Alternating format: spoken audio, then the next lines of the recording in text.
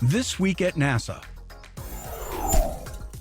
NASA's new Aquarius instrument has produced its first global map of the salinity, or saltiness, of Earth's ocean surface.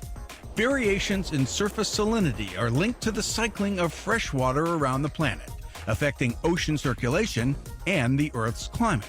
Close to 25 or 30% of the surface of the ocean has never even been observed. In other words, we have no salinity samples at all from parts of the world, particularly in the southern hemisphere, in the South Pacific and the South Atlantic and Southern Indian Oceans.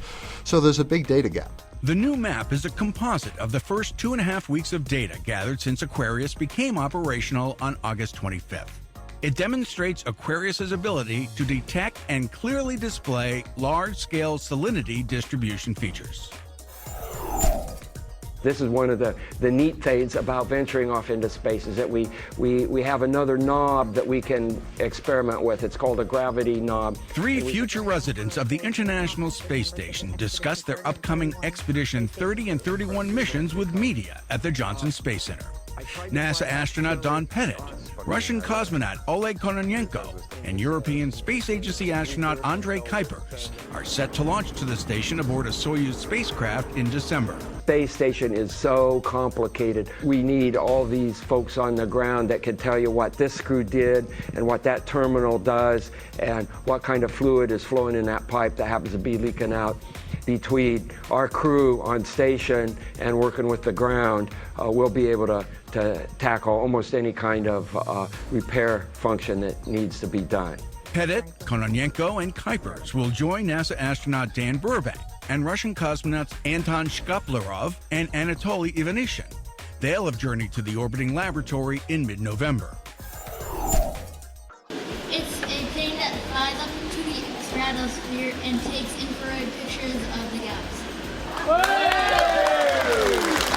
NASA's Stratospheric Observatory for Infrared Astronomy, SOFIA, visited Andrews Air Force Base outside Washington.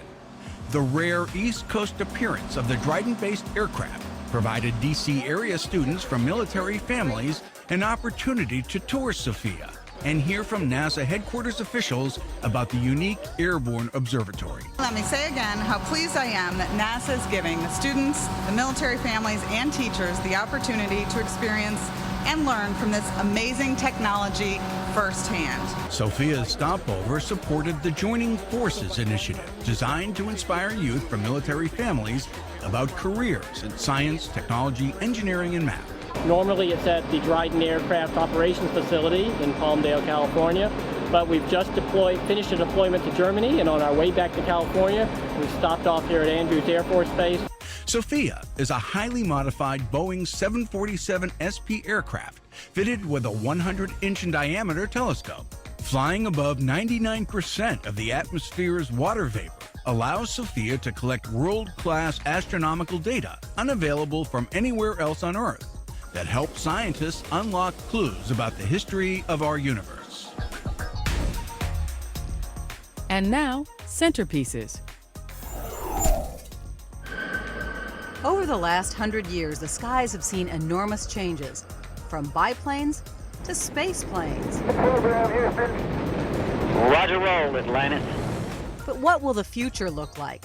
NASA engineers, scientists, and technicians are working on that, as they have almost since the beginning of powered flight.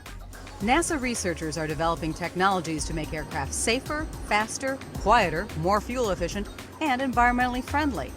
And they're designing tools to help the air transportation system accommodate more traffic.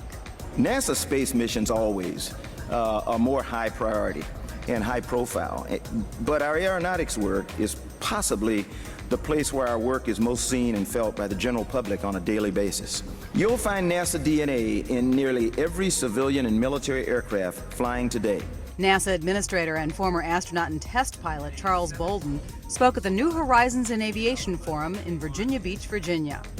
The 2-day conference was designed to help promote aviation's opportunities and potential.